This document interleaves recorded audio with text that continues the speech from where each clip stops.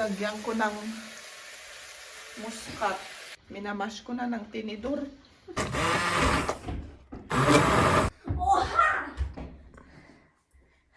Fehlt was?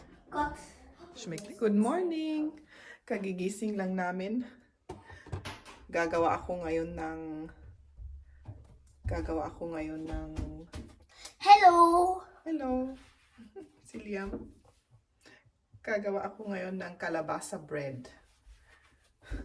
Samahan niyo ako. Papakita ko sa inyo. Ito, kalabasa. Iluluto ko muna yung kalabasa. Lulutuin ko muna. Pala. Hindi. So, kailan ba kaya ito?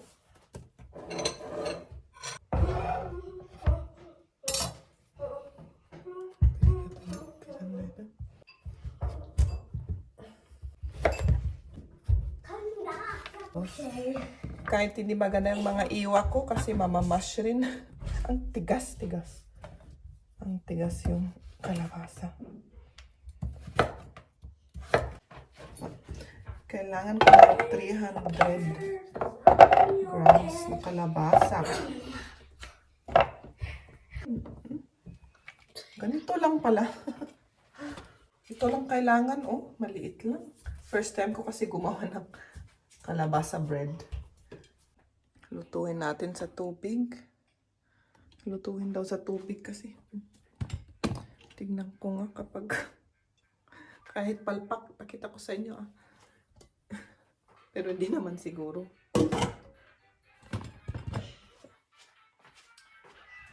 Yung naiwan, gawin ko na lang supas. Soup. Kasi baka masira.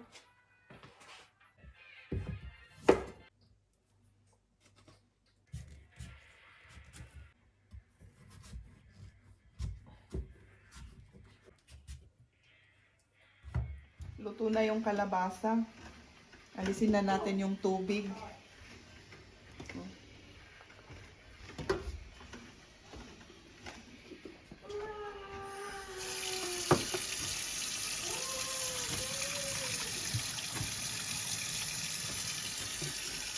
Tapos, i-mash ko na.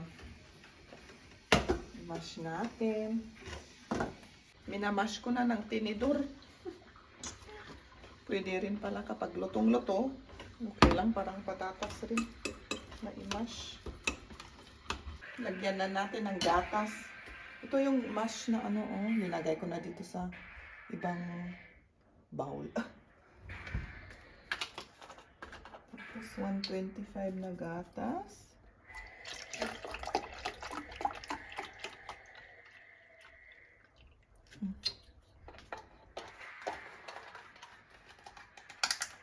Tapos, ilagay ko na dito. Tapos, ano sabi niya sa recipe? Sandali. Tignan ko muna yung recipe. Skip a minute. So, und Margarine. Margarine.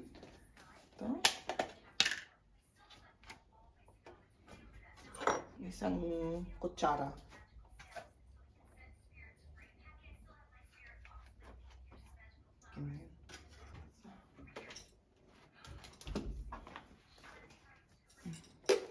Hindi ko pa na-prepare. Ngayon lang.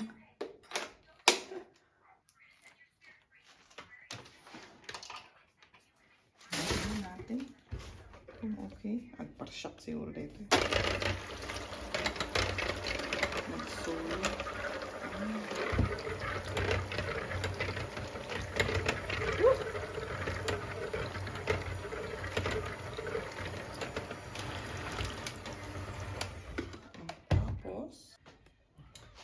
Lagyan na natin ng harina.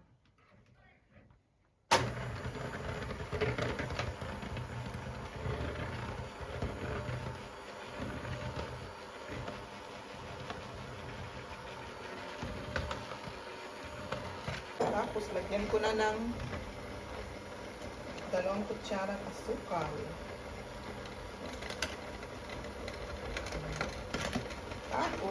Isang maliit na kutsara, asin. Maganda ito yung asin. Oh, maganda.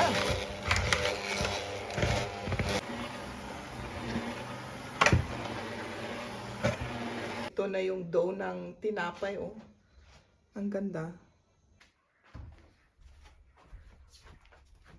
I-on natin yung oven. Nakalimutan ko. Kanina pa sana i-on ito para mainit na. Pero nakalimutan ko kasi. Sabi niya 170. Tapos yung dough natin ilagay kung sa form. Saan yung form ko? Nakalimutan ko na kasi naghigpit-higpit ako nung minsan na araw. Naghigpit-higpit ng mga gamit. Ngayon, di ko na alam kung saan ko linagay. Andali lang. Isipin ko muna kung saan ko kaya linagay yun. Asan na kaya yung form na yun? Dito ata.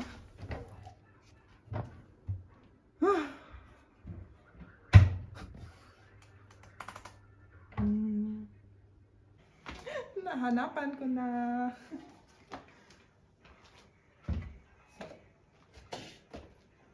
Ay ko, walang space.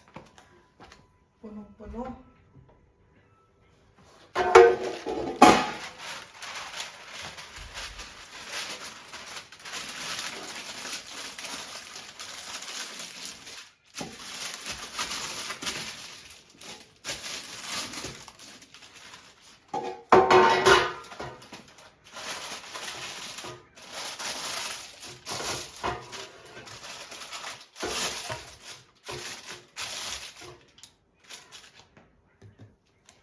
Lagay na natin sa form.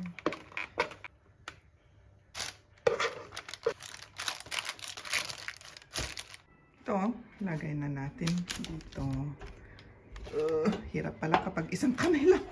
Mga 40 to 50 minutes. Sarap-sarap. So, magligpit muna ako. Ang daming ano.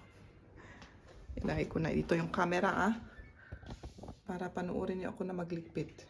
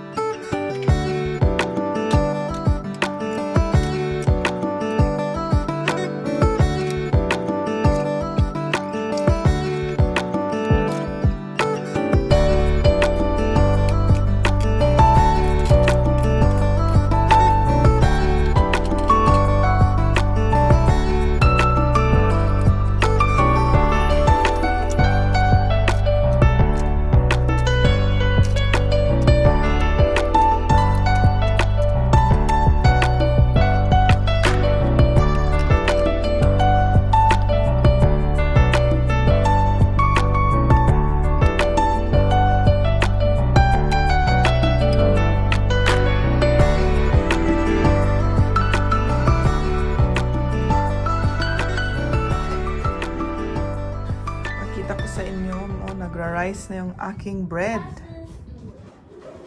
Tapos habang nag-aantay, pininilisan ko yung freezer namin.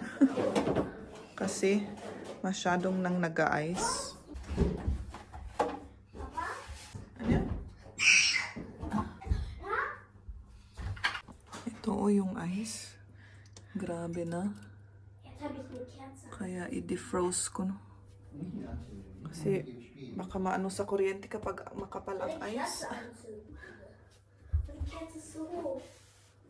Tapos na yung ating bread. Tignan nyo, oh. Ni-slice ko tapos sa loob ganito, oh. Ganda, ano? Sarap.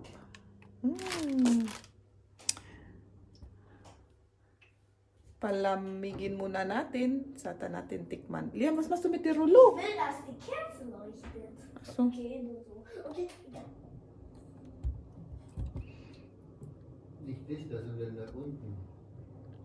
si Liam sinasara yung sinasara ang mga jealousy. Gusto niya yung madilim. Kasi, ewan ko, naglalaro. Heftig Logiskan. Du musst warten. Ni aqua.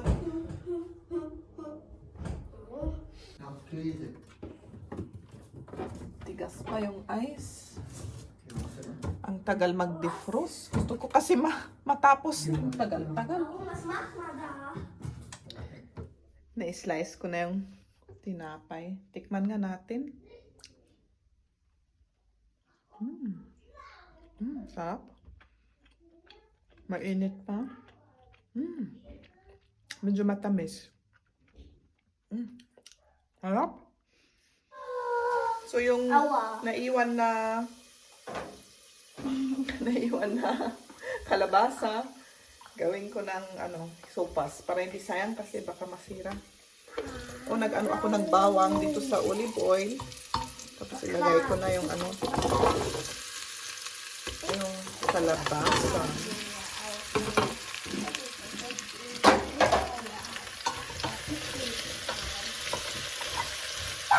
Gisa-gisa muna, gisa-gisa. Ano yan? Okay, ich hab's, Mama. Lagyan ko ng pepper at asin.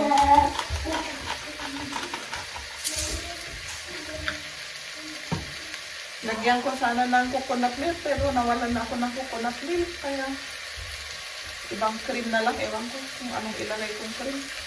Tignan ko kung anong meron sa ref. Yun ang ilagay ko. Lagyan ko ng muscat. Ewan ko kung anong sa English ang muscat. Muscat milk. Hindi ko alam. Masarap rin ito kapag ang lahok.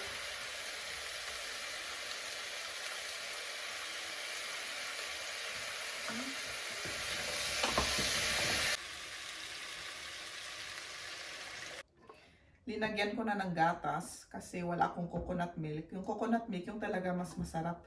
Pero wala, kaya improvise ko na lang. Mag-improvise. Yung gatas, may cream rin ako. Pero ewan ko kung pure na cream, parang ewan ko. Titignan ko kung paano. Tignan natin kung masarap yan. Kung anong mas masarap. I-mix-mix ko na lang. Tapos tikman natin. Masarap yung may coconut milk. Pero excited na akong matikman yan. Kasi paborito ko yan. Habang kumukulo yung natin, yung kalabasa, maglilinis ako ng grill. Ito yung ginamit namin yung video namin na nag-grill kami sa tabing ilog. Hanggang ngayon, hindi ko pa lininisin na. Nasa balkon lang palagi. Kaya ngayon, linisin ko na para mailigpit na ako. Ito ang ginagamit ko. Oh, Helena, deine Produkt ist hier. Jetzt ist im Einsatz. Jetzt ist im Einsatz. Oh, sige. Muss ich schauen, wie ich das mache. Ganun ko kaya ito? Okay, ito pang talaga, pang grill. Di abutin tayo ng siyam-siyam dyan. Meron pang tatak na ganito sa Pilipinas, yung Provin. Kilala nyo ba yung tatak na ito? Ask ko lang. Mama, kannst du bitte kurz kommen? Ja, was brauchst du, Leon? Kannst du was von mir runterholen? Ja, kann ich, Leon. Komm jetzt. Warte, ich lass mich das kurz nur Na gut. einweichen. Und dann, das ist ja nur eine kleine maliit lang. Luto na ang ating kalabasa. Oh. Alisin ko na sa mainit. Tapos, lagyan ko siya ng konting sugar, pero maliit lang. Coconut sugar ito, hindi yung white sugar. Kunti lang, pang pang lasa. Tapos, ano pa yung kulang? Yung fresh na parsley. May fresh na parsley ako na binili. Tapos, in-slice ko. Tapos, pag kailangan ko, kukuha lang ako. Tama na yun.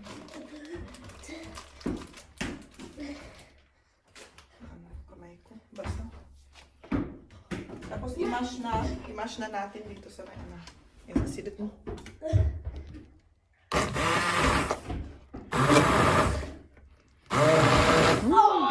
Ang bango yung parsley, bango-bango ano?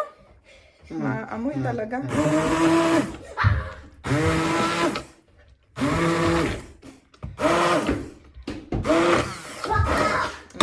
Okay na yun. Ninagyan ko pa ng konting tubig kasi masyadong malapot. O, ganito na o yung result. Pwede nang magtikim si paboritong. Paborito ni Jeb. Feel mo kasi ka? Kulang ata ng asin. Hindi, tingnan natin. Kasi yung dating linuluto mo naman, ano? Yung Mainit yan. coconut milk, di ba? Ngayon, iba na.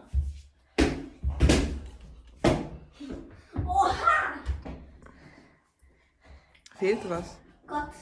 Schmeckt nicht, oder? Ang sarap. Masarap pa rin. Wala yung lasang coconut milk, pero ganun pa rin. Parehas pa rin yung lasa. Masarap.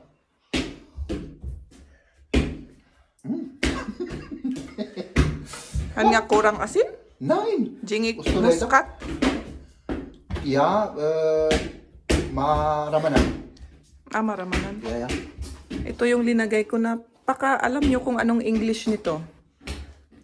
Parang nut siya na ganito. Pero muskat dito sa Germany. Ewan ko kung anong English. Masarap ito pag sa mashed potato rin, ganito.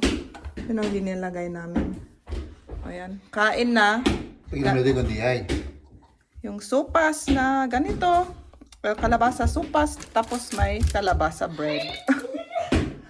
Kain na. Kain na.